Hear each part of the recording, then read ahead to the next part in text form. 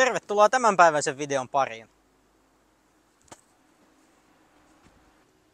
Tänään Charter Clubin testissä on mielenkiintoinen uutuus Yutongilta. Uusi T15e täyssähköinen kaukoliikennelinja-auto. Tervetuloa meidän matkaan.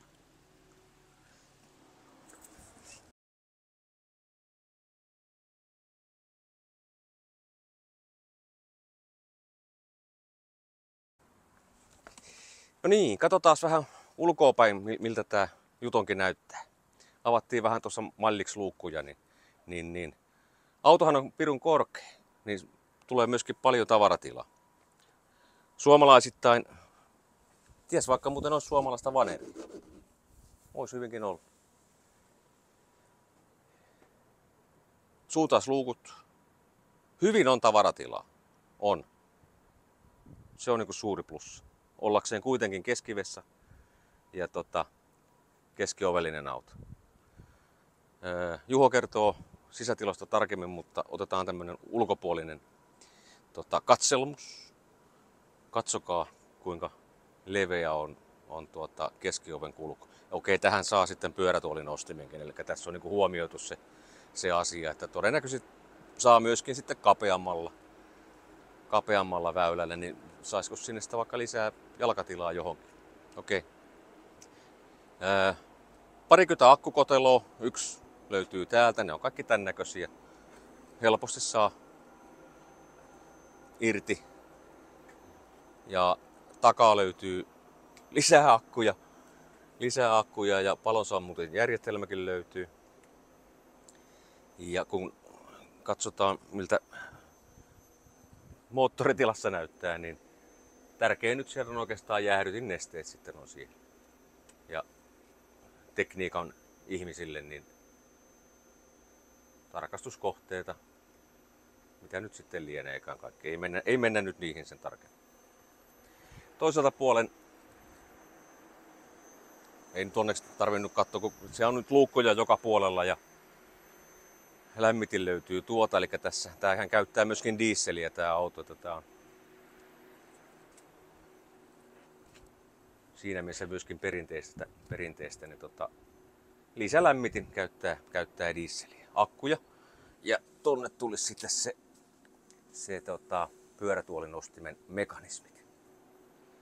Ja tavaratilat toiselta puolen, niin kuin näkyy, niin on mukavasti tilaa ja siitä saa sitten töpseli seinään ja toinen töpseli autoon kiinni, niin siitä saa sitten matkalaturi, niin kuin sanotaan. Komia. No niin, ensimmäisiä kokemuksia sitten sähköisestä kaukoliikenneautosta.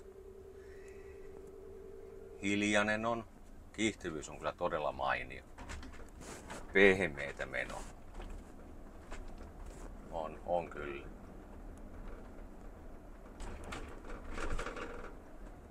Huonon asfaltin tunnistavat renkaat ja alusta tietysti.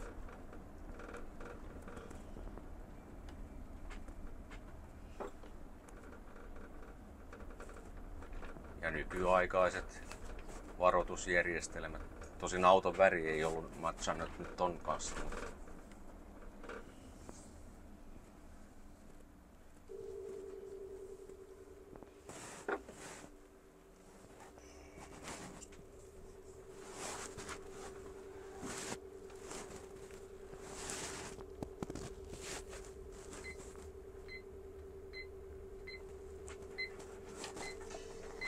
Liki 500 metriä. Kiertoliittymessä on aina hyvä vähän kokeilla, että mikä se on se oikea ketteryys. Niin on kyllä hyvä. On kyllä hyvä. Täytyy vielä katsoa toi sivuttaissiirtymä tuolla takakulmalla ihan livenä, niin tietää sit siitäkin. Ja nykyaikaisia peilejä. Kuka ei enää kaipaa retropeilejä? Minä en ainakaan kaipaa. 360 kamera, riittävän kokoinen näyttö. Isompi voisi olla jo vähän törkeäkin jo, mutta toi on aika hyvä.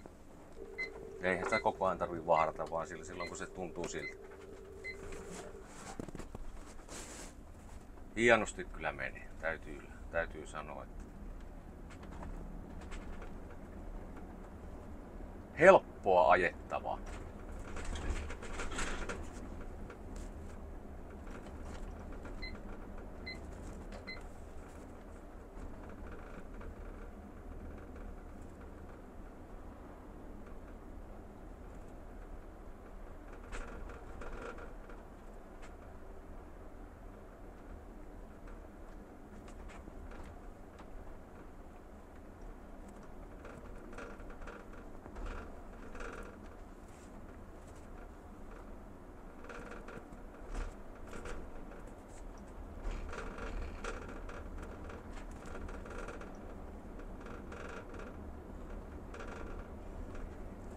Joku tärisee jossakin.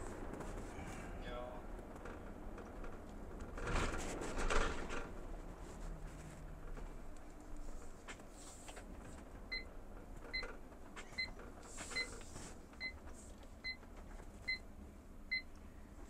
Kun näitä ovia on tossa kokeillut, niin kuin mä taas vähän sanon, että sais ne olla vähän sukkelapitoimisiakin. Katsotaan, onko tässä ovijarru tai... Taitaa olla. On siinä joo. Se on se vissiin se vapaus. Pysäkiltä lähtökiihdytys ylämäkeen. Ei tarvitse kauheasti edes painaa kaasua. Tai mikä ton nimi sitten mahtaa tulevaisuudessa olla, tai nykyään ollakaan.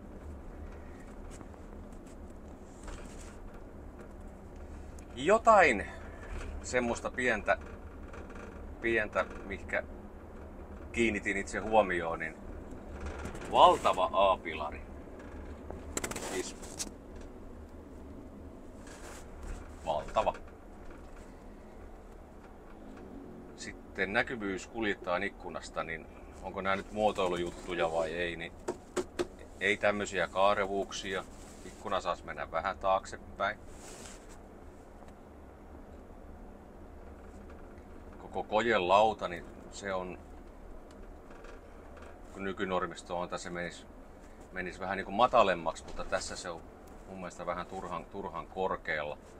Esimerkiksi mä en näe juuri tuohon eteen, en millään koostin, en omin silmin enkä apuvälineillä, niin mietin vaan, että missä kohtaa joku este on sitten, kun autoa käännellään, niin ehkä sen korva kertoo sitten, missä kohtaa se este oli, että nyt oltiin liian lähellä. Semmonen äänimerkki kuuluu. Tulee lasikuituhommia. Toinen yksi miinus, jos nyt ihan suoraan sanotaan. Katsotaan tää tilanne tästä, ettei saatu kuinkaan.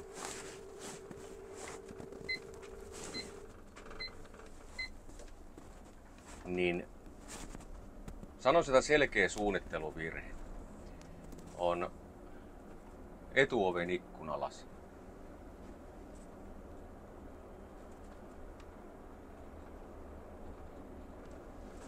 Ja okei, no korkeasta autosta on kysymys, niin näkyvyys tonne takaoikeelle, niin sitä ei ole.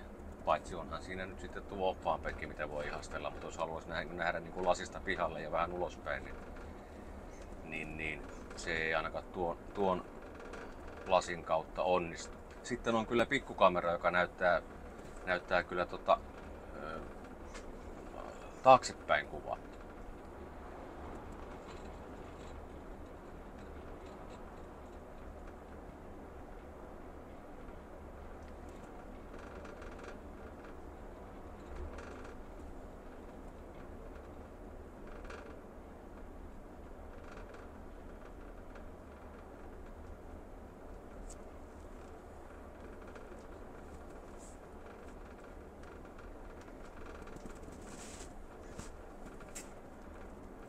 Rattiahan mä jo kehuinkin tässä näin. Ratti on kyllä tosi hyvä, mä tykkään tästä.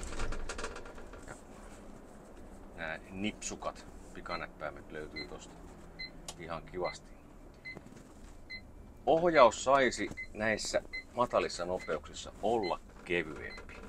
Kun on ajanut Volvon VDS ja uusia Manneja ja Setroja, niin tykkään siitä, että kaukoliikenneautossakin juuri niissä pienissä nopeuksissa se on nykypaikkurimaisen kevyt. Elikkä ei tää raskas ole, ei sinällään. Taas tultiin siihen paikkaan, missä haluaisin, että olisi kunnollinen ikkuna. Tai parempi, kunnollinen.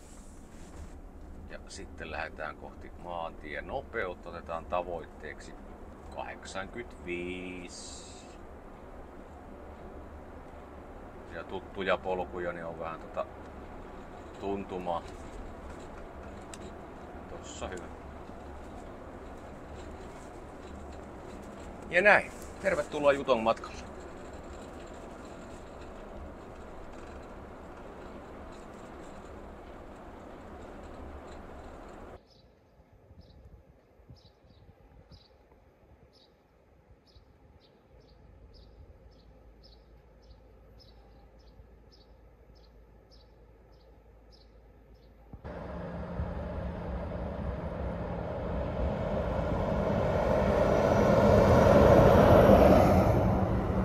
Sitten ollaan päästy tänne kyytiin. Uusi auto tuoksuu ainakin vielä täällä näin. Näkymähän on aika niinku tälleen perinteinen, jos vois sanoa niinku tältä matkustajan paikalta. Penkit löytyy niinku mistä tahansakin autosta. Kaikki oleelliset ominaisuudet löytyy täältä. Löytyy vähän tuletiräppänää, saa valoa, stop-nappikin löytyy, eli pääsee pois kyytistäkin. Ehkä niinku semmonen huomio, mikä puuttuu kaikista autoista, niin on tää niskatuki. Vähän niinku oltais nyt lähdetty tonne Finnairin Arbussin kyytiin. Eli tässä on sitten vähän kivempi nukkua, ei tarvi olla pää siellä vieruskaverin sylissä ja pitemmälle kaverille säätyy myös korkeussuunnassa. Sitten kun mennään tänne naaman eteen, niin täältähän löytyy pöytä, joka on aika monikäyttöinen loppupeleissä. Mukitelineen saa ihan tälleen yksistään auki, sit saa koko homman auki. Löytyy se kahvikupin teline, johon itse asiassa menee jopa kahvikuppi. Mutta tää on kanssa silleen niin kuin ihan mielenkiintoinen, että kun nykyaikana on se tabletti tai puhelin mukana, niin kivempi katsella YouTubea tässä näin kuin täältä näin. Eli tää on ihan niin kuin monikäyttöinen tää pöytä, on otettu niin kuin niitä nykyajan juttuja huomioon. Virtaahan täältä saa kanssa. Saa ihan tätä USB-C:tä ja sitten saa tätä USB-A:ta, eli on ne molemmat latauspisteet ja on omat, eli ei tarvii sitten niistäkään tapella, että kuka saa ladata puhelintaan. Ja lehtiverkko, jalkatuet kuulemma saa jos haluaa, tässä niitä nyt ei oo. Sittenhän löytyy tää kallistus, joka on aika reippaanpuoleinen. Et se on sitten kiva täällä takana istua, kun vieruskaveri päättää laittaa penkin alas. Ja käsinojakin löytyy, eli aika perinteistä. Ikkunalinjakin on ihan kiva täällä takanapäin, ei tarvitse kurotella niin sanotusti ulos, että näkee jotain. Ja tämähän toimii sitten käsinojana kanssa täällä ikkunapuolella. Yleisilmeltähän tää on varsin siistiä ja tämmönen päivitetyn kautta modernin näköinen. Täältä tulee nätisti tämmöistä valoa. Sitten täältä löytyy myöskin tunnelmavalot, jotka kiertää tätä koko kattoa. Ne ei ole nyt päällä. Siellä oli ainakin semmoista sinertävää ja sitten oli vähän kellertävämpää sävyä. Ja tosiaan ne lukuvalot saa sitten kuljettaja tarvittaessa joka paikalle päälle. Eli niin kuin valaistus on ihan kanssa hyvä. Nyt käydään vessassa.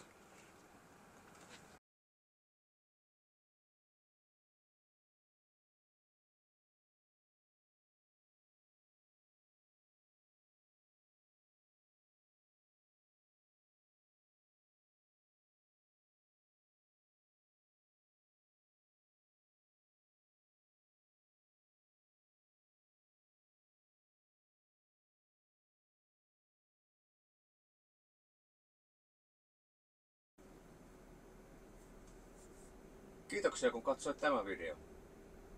Palataan seuraavassa videossa ja toivottavasti jälleen mielenkiintoisen aiheen parissa. Moikka!